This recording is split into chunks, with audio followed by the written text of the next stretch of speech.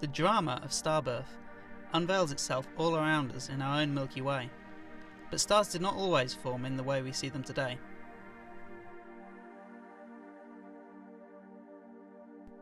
A unique and tantalising object was recently found and studied with an array of major X-ray, optical and infrared telescopes, including the NASA ESA Hubble Space Telescope and the Keck telescopes. The mysterious arc of light found behind a distant cluster of galaxies in the northern constellation of Lynx has turned out to be the biggest, brightest and hottest star-forming region ever seen in space.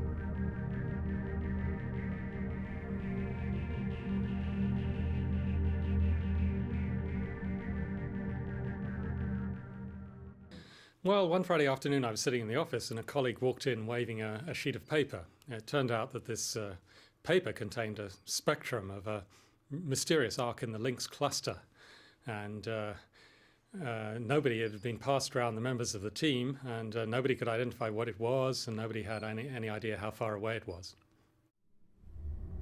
An unidentified spectrum is a real and rare challenge to an observational astronomer. Well, we thought we'd have the spectrum cracked by the weekend, but little did we realize that this was going to lead us on a 2-year voyage of discovery. The so-called Lynx arc is 1 million times brighter than the well-known Orion Nebula, a nearby prototypical starbirth region visible in small telescopes. The newly identified megastar cluster contains 1 million blue-white stars that are twice as hot as similar stars in our Milky Way galaxy.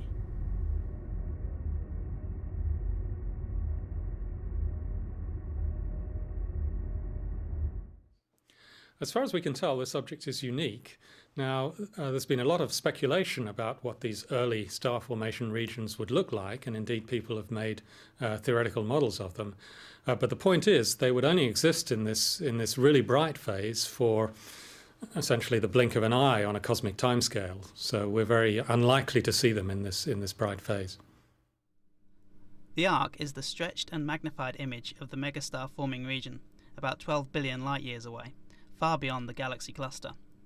This means that the remote source existed when the universe was less than 2 billion years old. The arc only became visible thanks to the gravitational telescope formed by the cluster of galaxies. The huge mass hidden in the cluster magnifies and bends the light from the Lynx arc behind it. Well, we compared it with things like quasars, active galaxies. We thought it was probably some exotic new kind of object.